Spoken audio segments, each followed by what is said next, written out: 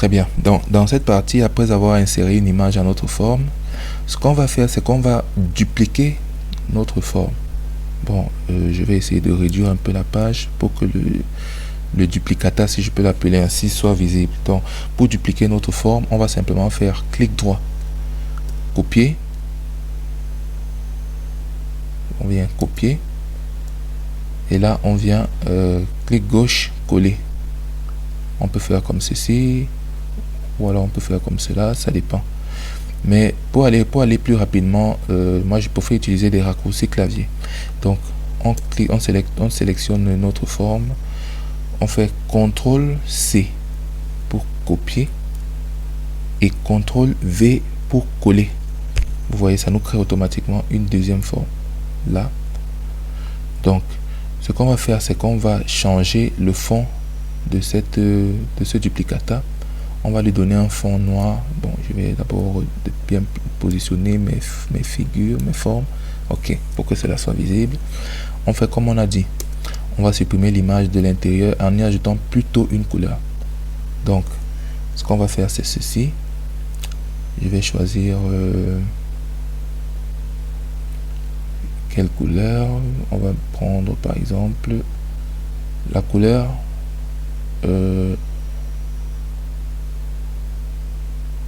orange. Ok, on choisit la couleur orange, on la déplace. Reproduisez bien ce que je fais. Avec le temps, vous pourrez donc adopter votre design et reproduire selon votre convenance et votre inspiration. Donc on a déplacé notre duplicata dans la première forme comme ceci. Là on vient sur le côté, on voit lorsque les flèches s'affichent, on déplace comme ceci. Vous voyez, très facile. Lorsqu'on a fait cela, on se rend donc compte qu'on a deux images superposées. On a une image superposée sur une autre. On vient à ce niveau, dans la partie insérer des formes. Il y a une petite partie qui est modifier la forme. On clique dessus, on vient modifier les points. On clique sur modifier les points. On vient cliquer juste ici en haut. On voit donc nos points qui apparaissent. Et là, on vient déplacer comme ceci.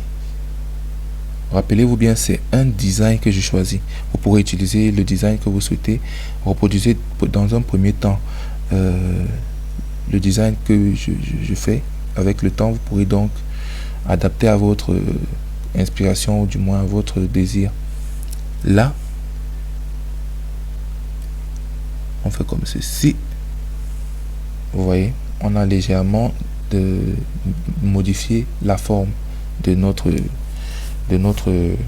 duplicata. Très bien. Ce qu'on va faire ensuite, c'est que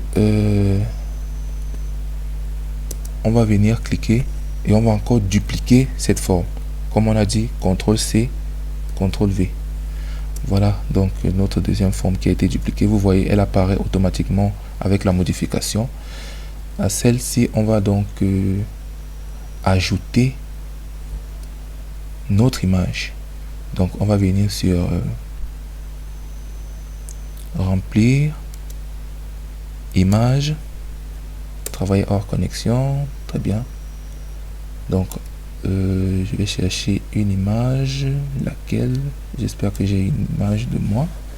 Ok, on a PP. On clique sur PP, insérer.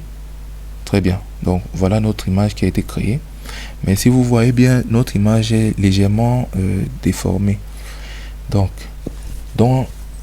pour corriger comment dire, pour corriger ce défaut, on vient dans l'onglet format.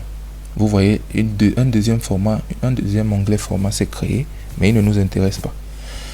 On a là l'onglet format. On a le deuxième onglet format qui s'est créé. On vient cliquer dessus.